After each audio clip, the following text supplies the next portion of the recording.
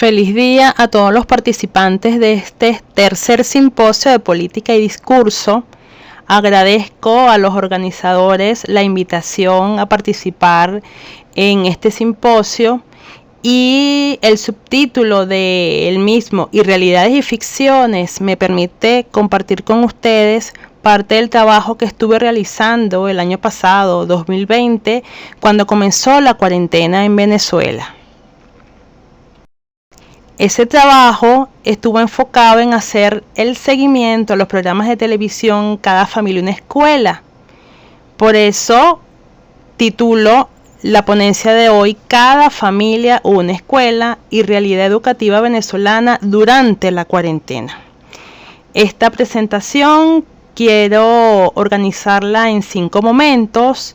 Una primera parte para presentar la concepción y detalles técnicos generales de este programa de televisión.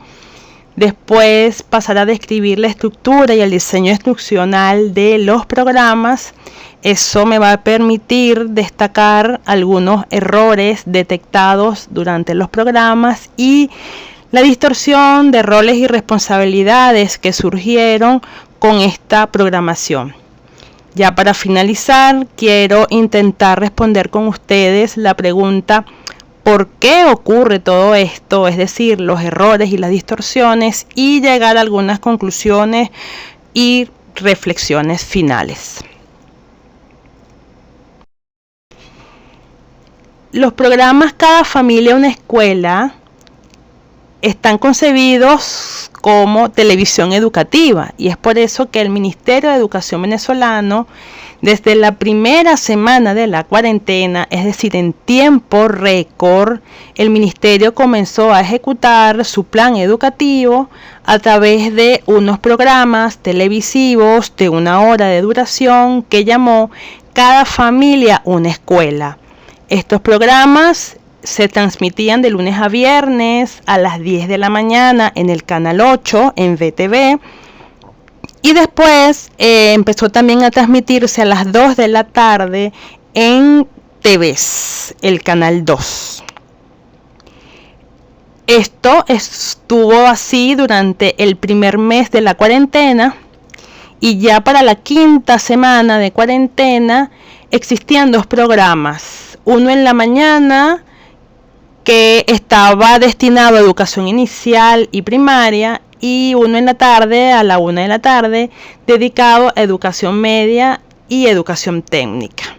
Y se fueron sumando otros canales del Estado, por ejemplo, Vive, canales regionales como Telearagua, entre otros.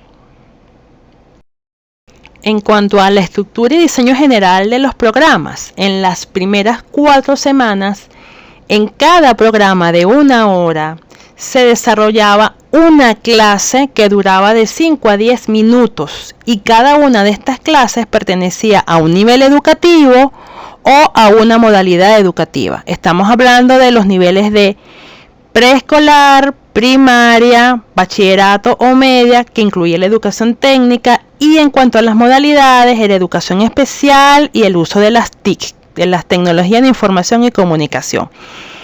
Este tiempo de los 5 o 10 minutos se extendió después de la 5ª semana, porque entonces habían 2 programas, uno en la mañana para 2 niveles y otro en la tarde para los otros 2 niveles, o en este caso educación media y técnica.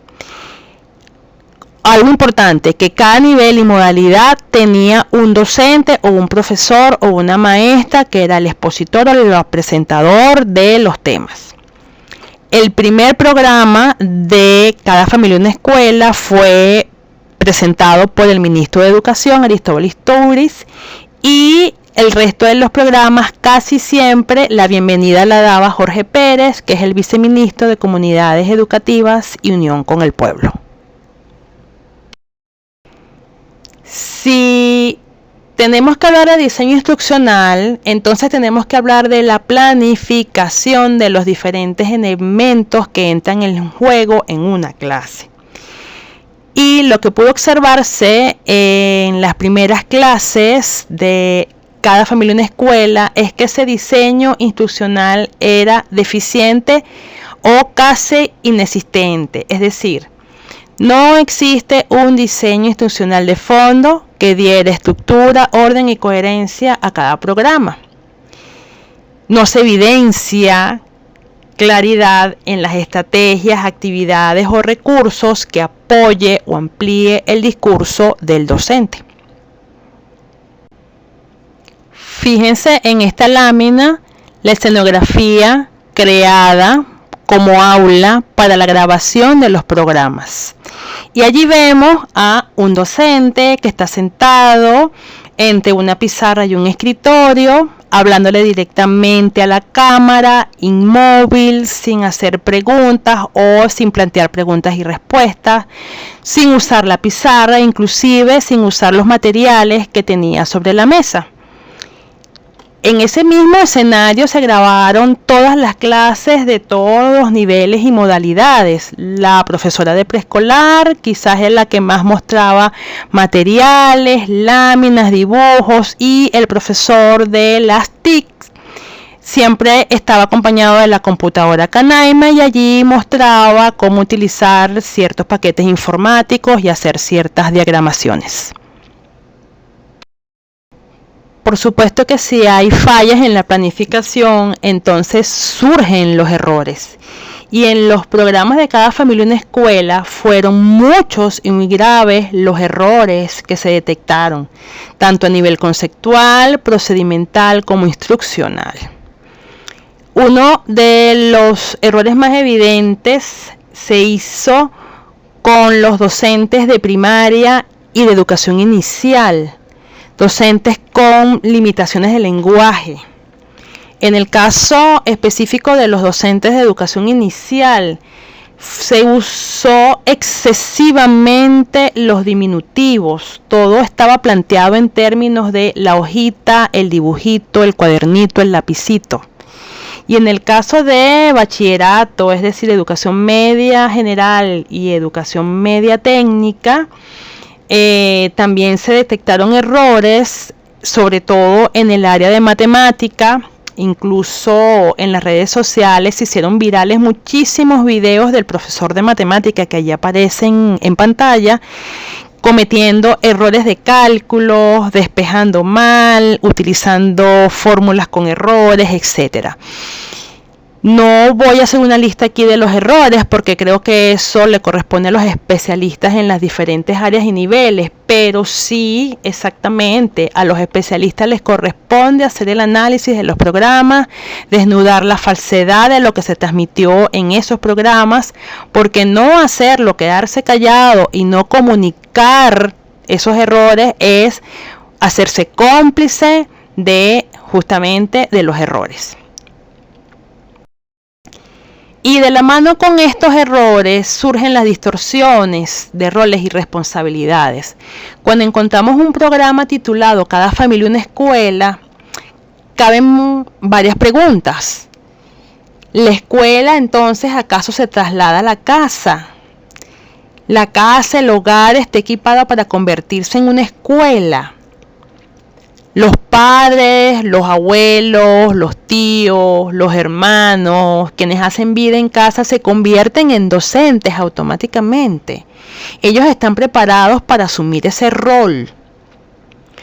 Si le hacemos estas preguntas al ministro de Educación o a cualquiera de los personeros del gobierno, seguramente van a responder de manera positiva a cada una de esas preguntas.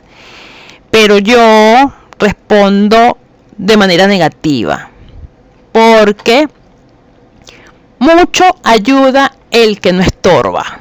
¿Y qué quiero decir con esa frase?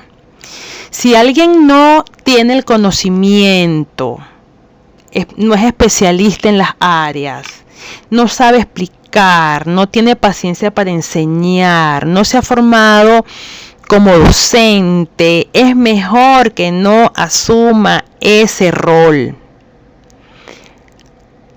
Hacerlo, convertirse en docente de manera inapropiada y desproporcionada, puede generar confusión, temor o rechazo hacia el estudio, la asignatura o hacia la propia persona.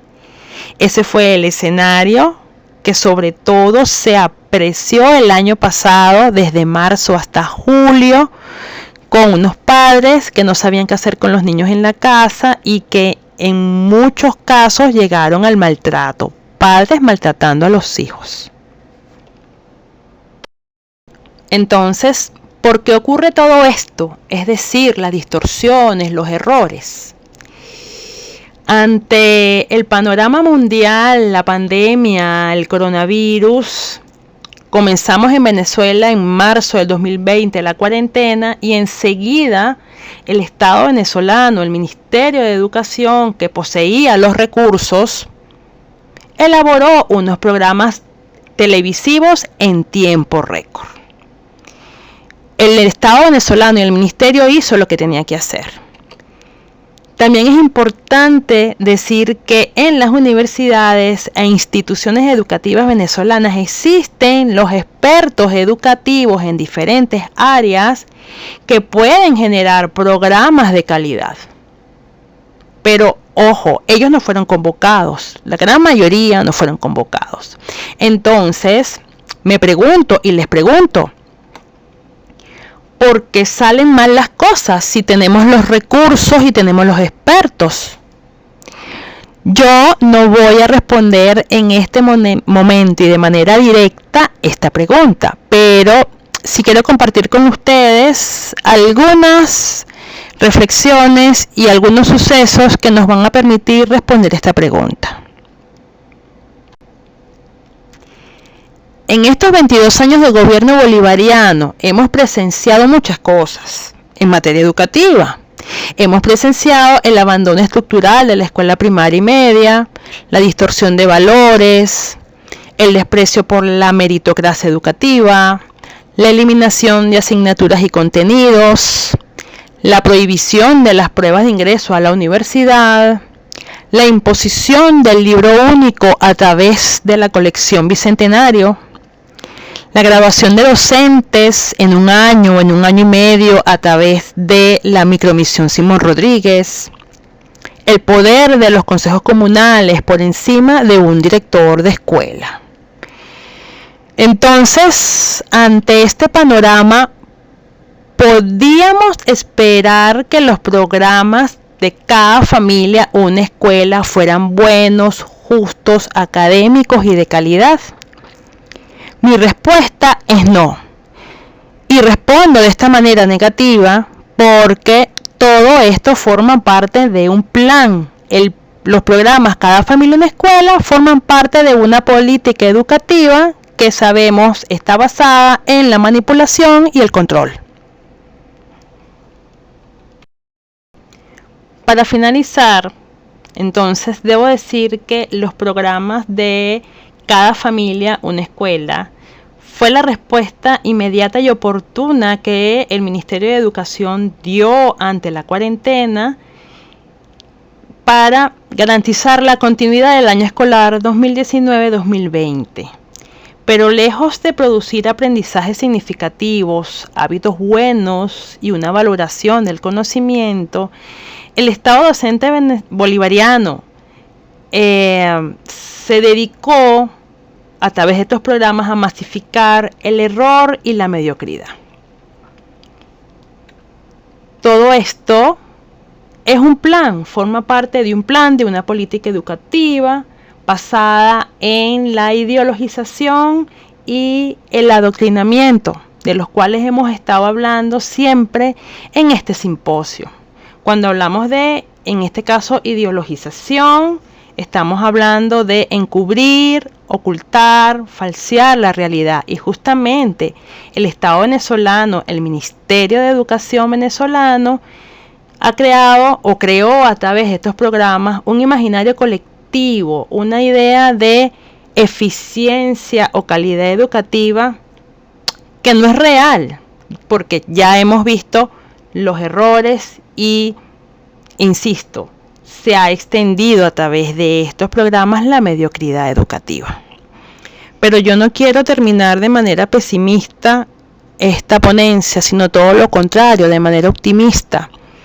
Por eso digo que siempre tendremos fuerza y esperanzas para seguir luchando en procura de una educación de calidad. Quedo atenta a sus preguntas y comentarios. Feliz día.